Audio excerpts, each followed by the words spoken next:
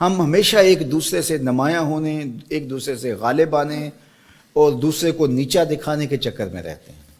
وہ ہم اپنے گھر کی تعمیر سے شروع ہو جائیں، اپنی بیاہ شادیوں کی تقاریب سے شروع ہو جائیں، وہ اپنے رہن سہن کے انداز سے شروع ہو جائیں، اپنے لباس اور وضاقتہ سے شروع ہو جائیں۔ ہم ہمیشہ اسی چکر میں رہتے ہیں کہ ہم دوسروں سے نمایاں کیسے ہوں اور یہ کیسے ثابت کر سکیں کہ ہم آپ سے افضل ہیں، ہم آپ سے امیر ہیں، ہم آپ سے زیادہ معزز ہیں، ہم آپ سے زیادہ شہرت والے ہیں، ہم آپ سے زیادہ عزت والے ہیں، ہم آپ سے زیادہ آسودہ حال زندگی بسر کر رہے ہیں، اور آپ ہر لحاظ سے ہم سے ذلیل ہو، رسوا ہو، غریب ہو، اور جو ہے وہ منصب کے اعتبار سے، عزت کے اعتبار سے، شہرت کے اعتبار سے آپ ہمارے جوڑ کے نہیں ہو، تو ہم اوپر سے نیچے لے کر اس مرض کا شکار ہیں۔ برادری میں دیکھ لیجئے، خاندانوں میں دیکھ لیجئے، محلے گلی میں دیکھ لیجئے کہ اسی چکر کے اندر جو ہے وہ ہم ایک دوسرے کو نیچا دکھانے میں اور اپنے آپ کو برتر ثابت کرنے کے لیے اور دوسروں کو کمزور ثابت کرنے کے لیے، گاڑی کے ماڈل سے لے کر کے باقی معاملات تک ہم ضرورت کی حد تک نہیں رہتے، بلکہ ہم لوگوں کو نیچا دکھانے کے چکر میں رہتے ہیں۔ تو یہ زندگی کے تیور ہیں اور یہ بدترین معاشرت ہوتی ہے۔ کسی معاشرے کے اندر اس طرح کی چیزیں پنپ جائیں تو وہ معاشرہ کبھی بھی سکون نہیں پا سکتا۔ تو یہ مرض اتنی بری مرض ہے کہ یہ کینسر سے زیادہ بری مرض ہے، جس نے معاشرت کو چاٹ کے رکھ لیا ہے کہ ہم ہر وقت اس چکر میں، اور یہ دوڑ لگی ہوئی ہے، اور اس دوڑ نے ہمارے اپنی زندگی کا حقیقی سکون بھی چھین لیا ہوا ہے۔ لیکن ہم اس بیماری میں مبتلا ہیں۔ اس میں کیا دنیا دار، اس میں کیا دین دار، اس میں کیا علماء، اس میں کیا مشائخ، اس میں کیا جو ہے وہ سیاستدان، اس میں کیا جو ہے وہ اعلیٰ مناصب کے اوپر براجمان لوگ، سب لوگ جو ہیں وہ اسی چیز کے اندر مبتلا ہوتے ہیں، اور وہ اپنے سے نیچے کو اور نیچا اور شعوری طور پہ جو ہے وہ اس کی تذلیل کرنا اپنے لیے باعث فخر سمجھتے ہیں۔ تو یہ وہ چیز ہے جو معاشرتوں کو چاٹ جاتی ہے، اور کسی بھی معاشرے کا یہ حسن نہیں ہو سکتا۔ اب میرے اور آپ کے آقا و مولا نے نفی کرتے ہوئے کتنی سخت بات کہی، لا یؤمن احدکم، تم میں کوئی شخص مومن نہیں ہو سکتا۔ کیا ہے شرط ایمان کی؟ حتی یحب لاخیہ ما یحب لنفسہ، جو اپنے لیے پسند کرتا ہے وہ اپنے مومن بھائی کے لیے پسند کرتا ہے۔ اور ہم ذرا دیکھیے کہ ہم کھڑے کہاں ہیں۔ اور کسی زمانے میں ہم سنتے تھے کہ جو صوفیاء ہوتے ہیں وہ ایک دوسرے کو ترجیح دیتے ہیں، اور آج تو ہم اس طبقے کو دیکھتے ہیں تو وہ طبقہ بھی اسی جگہ پہ کھڑا ہے۔ تو آج ہمارے رویے یہ ہے کہ ہم دوسروں کو نیچا دکھانا اور اپنے آپ کا قد، اپنا قد بڑھائیے، ضرور بڑھائیے، لیکن دوسروں کی گردنوں پہ پاؤں رکھ کے اپنا قد نہ بڑھائیے۔ اپنے قد کو خود بڑھائیے، اپنے آپ کو آگے لے جانے کی کوشش کیجیے۔ فاستبقوا الخیرات، ہمیں کہا گیا ہے کہ تم نیکی میں ایک دوسرے سے آگے بڑھ جاؤ، کوشش کرو۔ لیکن اللہ تعالیٰ نے قرآن مجید میں ایک موقع پہ فرمایا کہ اپنے آپ کو پاکیزہ نہ بتاؤ کہ میں بڑا نیک اور صالح ہوں، اللہ جانتا تم میں سے کون نیک ہے۔ تو اس لیے آج ہم ترازو لے کے نہ بیٹھ جائیں، یوم حساب آنے والا ہے، اس دن ایک ایک عمل تولا جائے گا، ایک ایک عمل کا وزن ہوگا، عمل کے ساتھ جڑی ہوئی نیتوں سے وزن کیے جائیں گے۔ جو نیتیں دکھائی نہیں دیتی، آج میں دکھائی دیتا ہوں، میرا عمل دکھائی دیتا ہے، میری نیت دکھائی نہیں دیتی۔ ہاں مجھے حکم ہے کہ میں آپ کے بارے میں اچھا ظن رکھوں، آپ کو بھی حکم ہے کہ آپ میرے بارے میں اچھا ظن رکھیں، گمان اچھا رکھیں، خام خواہ کی بدگمانی میں مبتلا نہ ہوں، اس کا ثواب ملے گا کسی کے بارے میں اچھا گمان رکھیں۔ لیکن حقیقی نیتوں کا علم اللہ تعالیٰ کے پاس، اس لیے نیت پر ثواب مرتب کیا ہے۔ چور بھی جاگتا ہے، چوکیدار بھی جاگتا ہے، دونوں رات جاگتے ہیں، لیکن ایک محمود ہے، ایک نامحمود ہے، ایک کو سزا ملے گی، ایک کو جزا ملے گی۔ جاگ تو دونوں ہی رات رہے ہیں، لیکن فرق ہے دونوں کے جاگنے میں۔ اس لیے اچھی نیات سے فائدہ پہنچتا ہے۔ اگر اللہ نے مجھے وقتی طور پہ یہاں اونچی جگہ پہ بٹھا دیا ہے اور آپ لوگ ادب سے مجھے سن رہے ہیں، تو اس کا یہ مطلب نہیں کہ میں بڑا ہی ہو گیا ہوں۔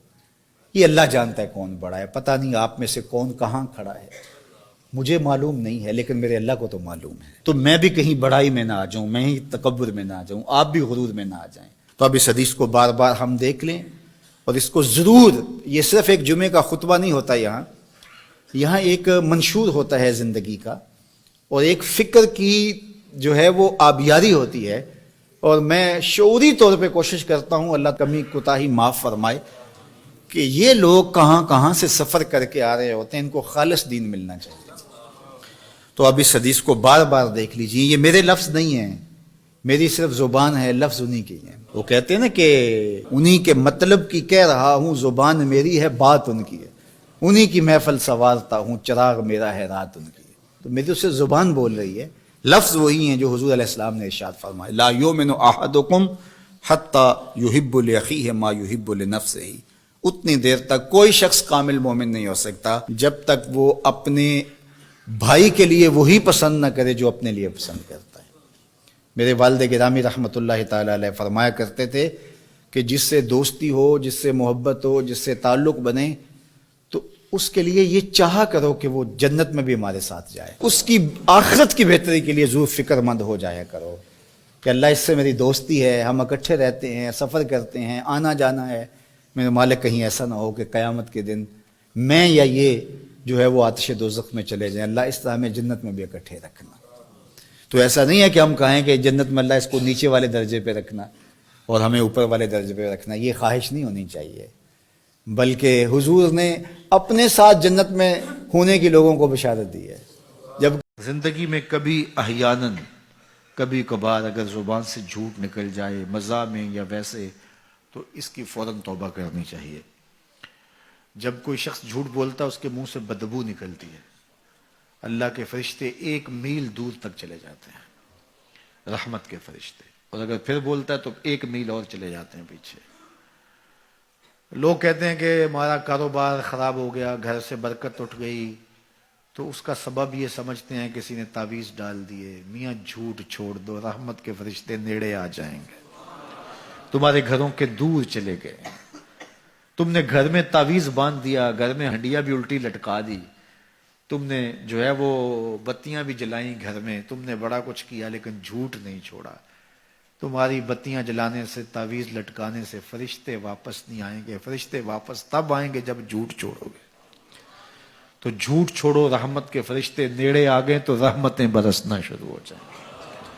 تو ہم بیماری اور ہے، علاج اور کر رہے ہیں۔ کچھ لوگوں کا تو کام ہی جب بھی کوئی مشکل بنی تعویذ لینے دوڑ پڑتے ہیں، اور بابا بھی کہتا ہے چنگا ہو گیا تو آ گیا، ورنہ چل جانا سی تعویذ۔ چونکہ اگر وہ یہ نہ بتائے تو اس کا تو کاروبار ختم ہو گیا، وہ تو بیٹھا اسی کام کے لیے ہے۔